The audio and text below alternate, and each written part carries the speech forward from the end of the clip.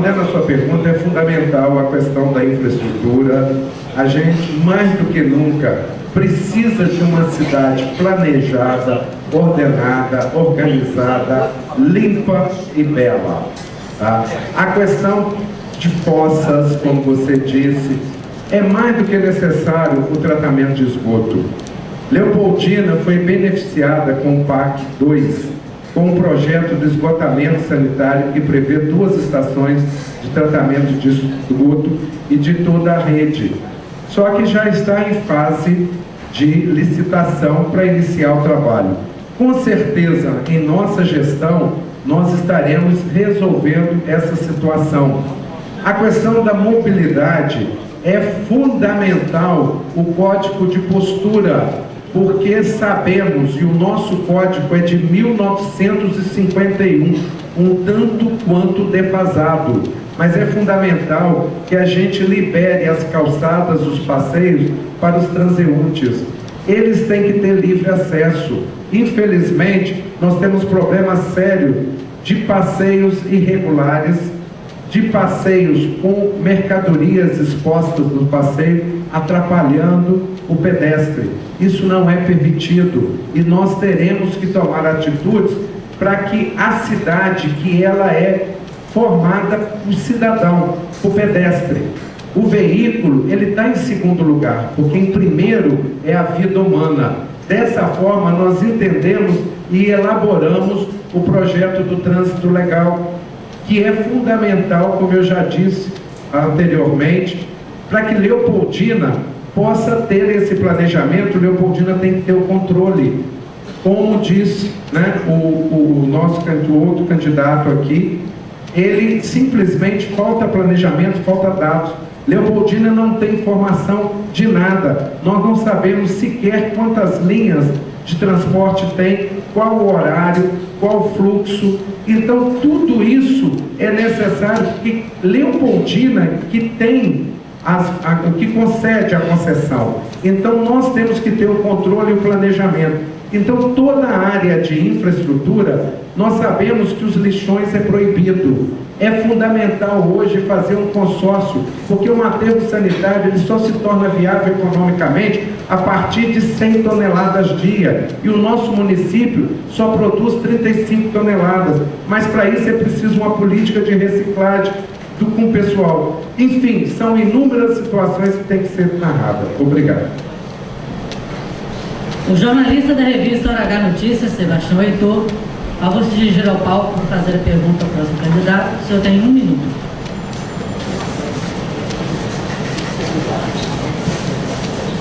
Senhores candidatos, quais as suas propostas na área cultural para a Leopoldina, pensando que hoje a cultura é uma ferramenta para o desenvolvimento econômico e social? Leopoldina é uma cidade que tem uma tradição muito grande. Ela já foi apenas a Zona da Mata. Ela tem uma história do Brasil, inclusive com o café. Então, ela tem aí Augusto dos Anjos. E eu vejo claramente na cultura como um potencial também gerador de emprego. Preciso que se desenvolva, que se tenham políticas culturais na nossa cidade, tem um conservatório, uma tradição, e poucas cidades em Minas Gerais têm o privilégio de ter um conservatório. Preciso que valorize o que está aqui instalado. Preciso que, inclusive, façam projetos, porque na cultura, os recursos federais, eles existem e não têm sido gastos. E na cultura, portanto, é a lei de manter toda a nossa tradição, buscar a manutenção de toda a nossa tradição, de nossa construção de nossa cidade. Eu vejo não só isso, mas vejo também na cultura um grande potencial gerador de emprego da nossa cidade. Para mim, é um dos maiores problemas que nós temos. O candidato não usou todo o tempo que tinha direito. Nós passaremos agora à participação da jornalista Fernanda Espíndola, representando o Jornal Leopoldinense. A Fernanda fará 2 perguntas, uma para cada candidato. Eu vou explicar melhor esse trecho, porque nós tínhamos 2 scripts. Um com a participação de 3 candidatos e o outro com a possibilidade de ausência de um desses candidatos, o que acabou ocorrendo. Desta forma, nós redistribuímos o script, então sobrou para o Jornal Leopoldinense o direito de formular 2 perguntas, e ela fará uma pergunta com 1 minuto. Uma pergunta para cada candidato, desculpa. Eu gostaria de saber dos senhores, na visão dos senhores, qual que é o principal gargalo da cidade hoje? O que os senhores pretendem fazer para resolver esse problema? Candidato Bretas. Com todo o diagnóstico que nós temos na cidade, esse diagnóstico vale salientar que é desde 97, quando foi feito aí pelo... Vamos recalcar um pouco mais cedo. Desde 1997, pelo SEBRAE, em 2006, quando foi elaborado o plano diretor, e em 2012, quando foi agora recente, né, plano piloto de habitação. O que fazer? Esse é o grande segredo. Já está definido o que o Leopoldina precisa feito. Está diagnosticado, está definido suas forças, suas ameaças. O grande segredo a partir daí é o que nós estamos nesse momento fazendo. Como fazer? É preciso que haja uma gestão diferente da dos últimos tempos. É preciso que pegue esse diagnóstico e comece a ter as ações. E que esse diagnóstico comece a ter as ações dentro de uma gestão moderna, dentro de uma gestão principalmente com respeito ao orçamento. O orçamento não adianta dizer que ele é pequeno ou grande. É preciso que tenha ações de execução. E por outro lado, segundo momento, quem vai fazer? Nós precisamos então estar aqui nesse momento, inclusive nesse debate. Qual de nós, o terceiro não veio, né? No dia 7 de outubro nós vamos definir, né, como fazer, que entendo eu, que nós tenhamos aqui não uma governabilidade política, e sim uma gestão pública eficiente e moderna na administração pública municipal. E quem vai fazer? Se sou eu, se é o Marcinho ou se é o outro candidato. Eu me coloco à disposição e acho que eu sou o melhor pelo que eu tenho conhecimento de gestão pública. Eu sou um gestor dos últimos 35 anos realizado por resultado. É preciso que tenhamos resultados na nossa cidade. Nós sabemos o que fazer, mas precisamos do como e quem faz. Esse é o nosso propósito. Jornalista Fernanda Espíndola agora se dirige ao candidato Márcio Pimentel para a sua segunda pergunta, representando o Jornal Leopoldinense. Márcio, como que você projeta a Leopoldina para os próximos 4 anos? Essa pergunta foi muito oportuna. Falar de projeto de um arquiteto caiu na rede, não tem jeito. Olha, o que nós pretendemos fazer em 4 anos, com certeza nos últimos 20 não foi feito. O que a gente pretende é dar um choque de gestão, atrair investimento, gerar emprego, aumentar a renda, através da criação de diversos polos econômicos, que entendemos que essa é a nossa bandeira maior. O ano passado, por 30 dias, eu tive a oportunidade de assumir uma cadeira de deputado estadual e, na ocasião, não medi esforços junto ao governo federal, com o ministro do Desenvolvimento Econômico e Comércio Exterior, Fernando Pimentel, e junto com a Secretaria de Desenvolvimento Econômico do Estado de Minas Gerais, a ex-ministra Doroteia Werneck, para a criação de um polo tecnológico em parceria com o Cefet. Na ocasião, nós conseguimos a instalação de uma empresa âncora, fabricando computadores e notebook, por entendermos que vivemos a era do conhecimento, e quem o detém o poder e o controle. E Leopoldina, para sair do marasmo, precisa aumentar a renda. E para aumentar a renda, que hoje a nossa cidade possui uma das menores, em torno de um salário mínimo, né? Nós sabemos que na indústria de tecnologia, de alta tecnologia, essa renda vai para 4 salários mínimos. Com isso, nós aumentaremos a renda per capita do nosso município. Na ocasião, conseguimos compromisso de todos em participarem deste projeto para a instalação do polo tecnológico, a exemplo de Santa Rita de Sapucaí, que alguns anos atrás iniciou com uma fábrica de computadores e outras surgiram de componentes eletrônicos ao redor, hoje compondo em mais de 180 fábricas na região.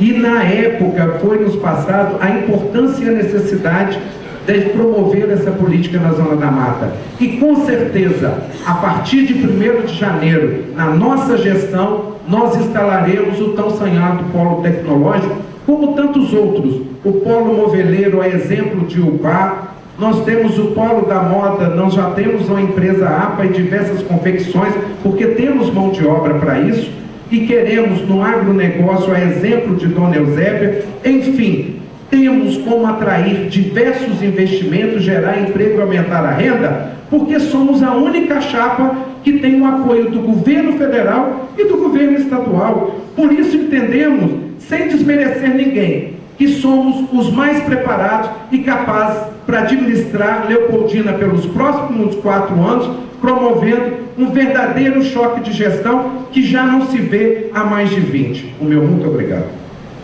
Nós faremos agora um breve intervalo e voltaremos em seguida com o 4º bloco do debate.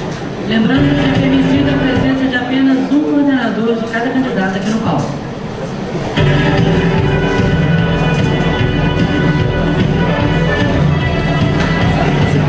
Estamos apresentando o debate entre os candidatos a prefeito de Leopoldina.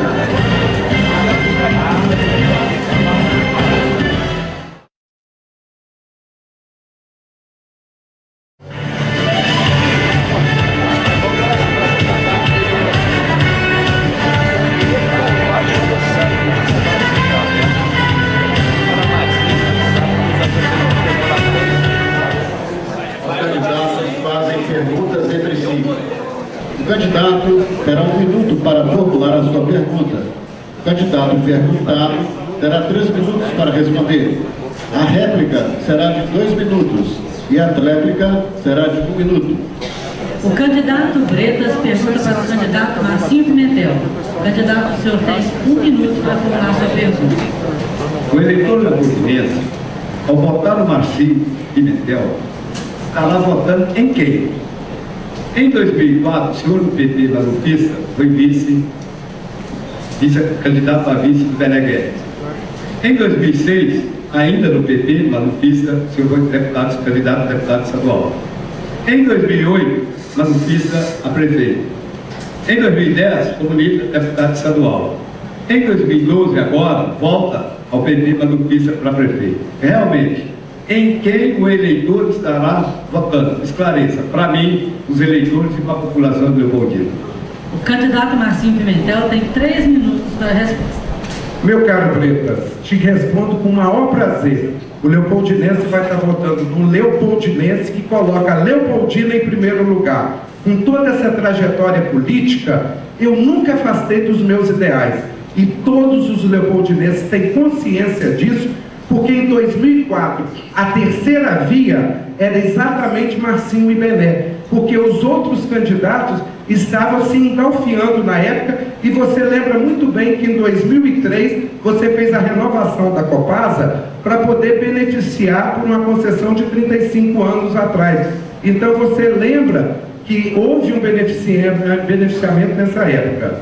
Em 2006, eu vim defendendo esse projeto novamente, Leopoldina em primeiro lugar, porque entendemos como agora nós assumimos um compromisso de eleger políticos comprometidos com Leopoldina, e isso já vem sendo defendido desde 2004, e é fundamental que a gente tenha políticos engajados nesse projeto, porque não podemos mais ser conhecida como uma cidade de ninguém, que chega gente de fora e compra todos os votos de Leopoldina e fazem pelas suas cidades e não fazem por Leopoldina.